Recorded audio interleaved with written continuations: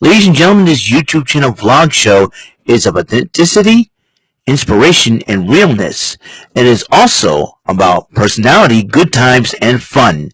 This is Eric Lima Shenanigans of 1977. And now, here is your host of the show, Mr. Big Beefy E himself, the elder statesman of Rant and Rave, and Mr. Shenanigans himself, Eric M. Lima. Thank you very much, Mr. Announcer, sir. Well, hello there, everyone. Welcome to yet another episode of Eric Lima Shenanigans of 1977. So, well, got some good news for you guys. Now, last night on an episode of Rant and Rave, episode 216, unfortunately, when I got up to go to the bathroom and excuse myself to the guys, I accidentally knocked over my Christmas tree. I was trying to make the Christmas tree a little, nice Christmassy setting for Rant and Rave and all that. Actually, I knocked the tree over. And as you know, all the ornaments but one remained intact. And the one was the He-Man figure. So I gotta find it. I gotta find the He-Man figure. Now, this is the He-Man figure. He-Man ornament. See, now it was missing an arm when it fell. Because it had the sword in his hand and it fell. So, the reason why I'm junking it, because I got some good news. I already had one. I thought I bought one on eBay. I thought I didn't have an extra one. Got it. So that's going to go on the tree. So when I'm done with the video. So good news, always got a backup. Always got to have a backup plan. Because I want something to represent 80s cartoons that I watch. And this was one of the shows that I watched. And the cartoons that I watched in the 80s. So I always have something on the tree that represents something, Like, Kairi Sane represents women's wrestling. WWE represents wrestling. Red Sox represented my favorite baseball team. The Patriots represented my football team. The Grinch, one of my favorite Christmas specials. The Green Ranger represented Power Rangers. And video gaming with my Nintendo controller. And He-Man represented the 80s cartoons I watched. So I'm glad I got the backups on that.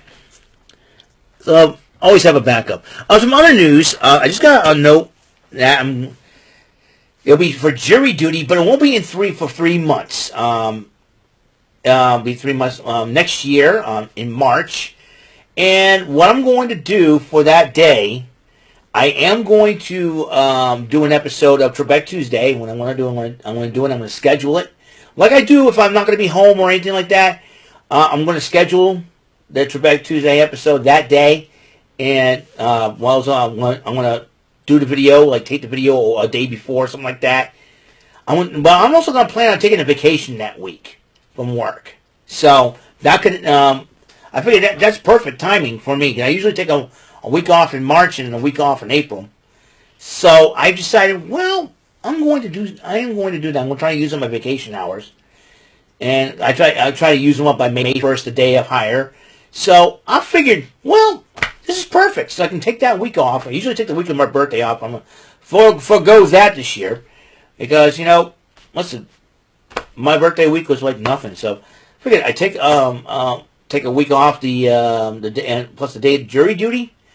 Be smart about it. That way, I don't have to worry about nothing else for the rest of the day. You know what I mean?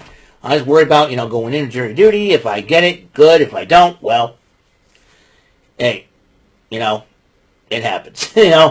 But I go in there and probably not the next 3 years. You know what I'm saying? So this is so there's that. So it'll be very interesting to see what happens on that day.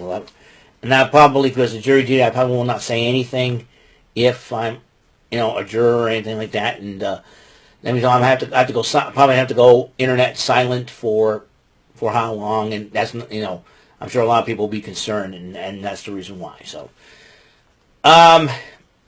So I'm hoping, I'm hoping I don't get picked, but that way, but technically it counts as serving if you're just there waiting and then you don't get picked and you get sent home.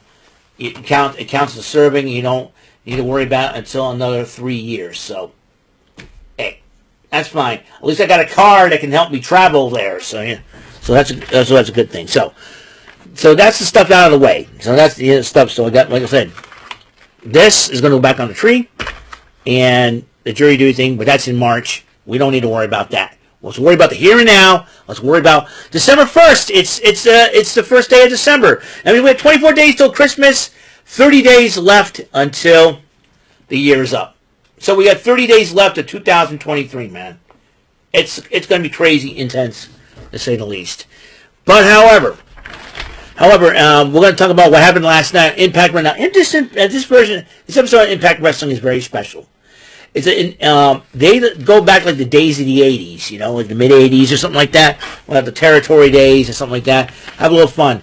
Like the WWE did with Southpaw Regional Wrestling. This is Impact Provincial Wrestling Federation in Ontario, Canada, so to speak. And it's the IPWF show for 2023, but this is dates back in the mid 80s, so to speak. It's like the whole thing. So some of the Impact wrestlers portray characters in the 80s. They had Doug Stevenson as the ring announcer, Giuseppe Scovelli Jr. and Professor Ignatius Quigley call the action. That will be Josh Matthews and Alex Shelley. Josh Matthews playing the part of Scovelli Jr., while Professor IQ played by Alex Shelley. And in the first matchup is Rapid Delivery Pete, the part played by Rich Swann, up against Kamikaze, I think played by Mike Bailey, because Mike Bailey's the only one that can wrestle with bare feet. So I put two and two together on that one. And with a heck of a matchup between these two greats, and Rapid Delivery Pete won the matchup, so good on Rapid Delivery Pete. And Giuseppe Scovelli Sr., played by the part of Scott D'Amore, comes up with the MMA concept of the Fall Mall tournament, and Junior interrupts him because what happened to Muscles McGee. Now would be played by the part of Brian Cage, who's now in AEW. And they had something where Borax Alexia played by Santino Morella. I mean, that was an old FCW name, I do believe. And Conrad Korn played by Santino Morella. And George the Iceman interviewed these two about what happened to Muscles McGee. And then Borax Alexia did the old Ivan Drago. He dies. So, and Tim Burr is the last guy in that tournament, alongside Boris Alexiev. George the Iceman interviewed the International Commonwealth Television Champion DJ Too Large, part played by the Moose, come out and ask who would be the next challenger for his title.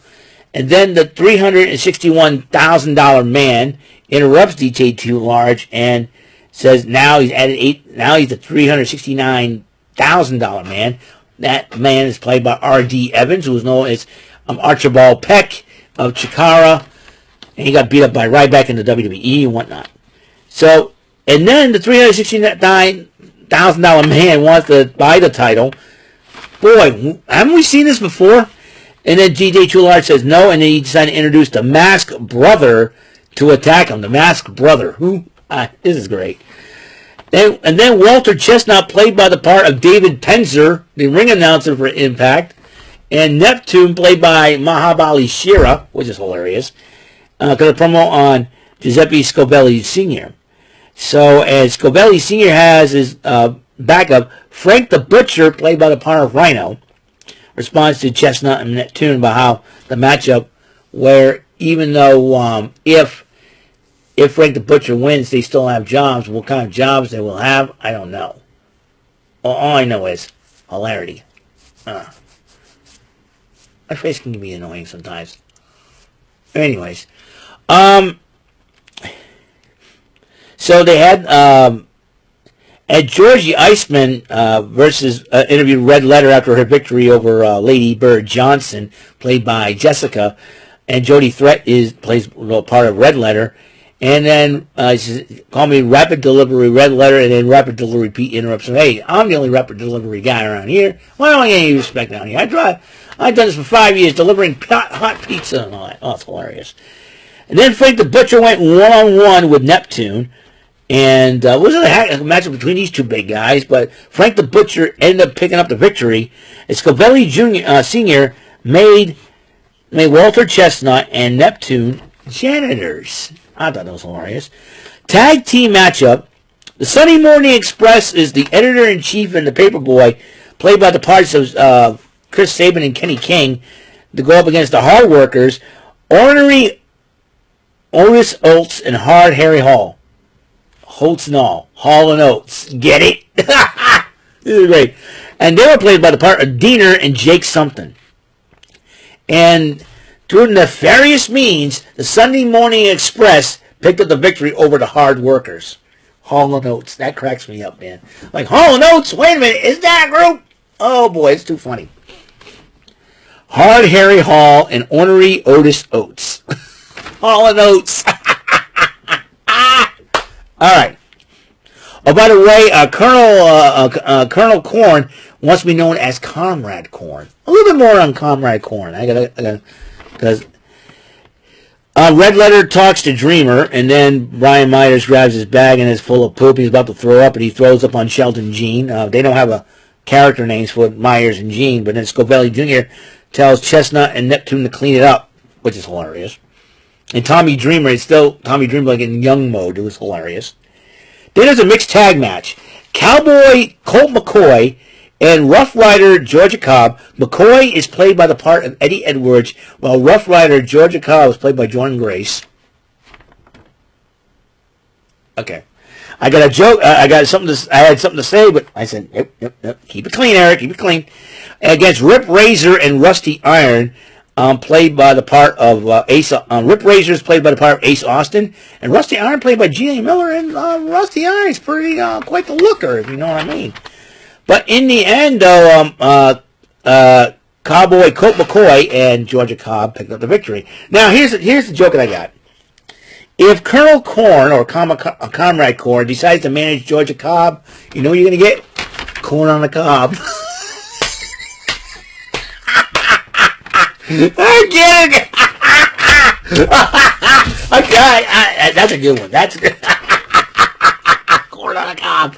If Colonel Korn decides to manage Georgia Cobb, it's corn on the cob. Oh, that's a good one.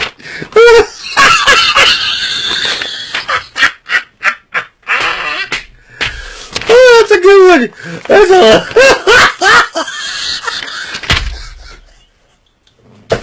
oh man. I love it. I love it. Anyways, then the Masked Brother, the part is played by Frankie Kazarian, believe it or not, and promo on DJ Too Large, and the IPWF International Commonwealth Television Title Line, DJ Too Large versus the Masked Brother. And Chestnut and Neptune during the match decided to clean up during the matchup, and these two henchmen attacked Too Large. Feed and Thump, they're called. I don't know who was under the mask. I think one of them was Jake Christ, I think. But the other must be Zachary Wentz. I don't know. But because of that, they attacked DJ Too Large, but we have a new Impact Commonwealth Television Champion, the Masked Brother. And George the Iceman interviewed Tim Burr, played by Josh Alexander, as he was determined to beat Boris Alexiev in the tournament finals. Tim Burr versus Boris Alexiev in the Fall Mall tournament finals. And Tim Burr won, and as the locker room of the IPWF come out to celebrate with Tim Burr. Unbelievable. I can't believe it. If Colonel Korn was managing Georgia Cobb, there'll be always corn on the cob. The joke just writes itself. Anyways, and Georgia Cobb's not that bad looking either. Well, I would feel bad for the guy who wants to marry that girl, but I digress. So, I want to thank you guys for tuning in. Episode 1043 of Eric Lima Shenanigans of 1977.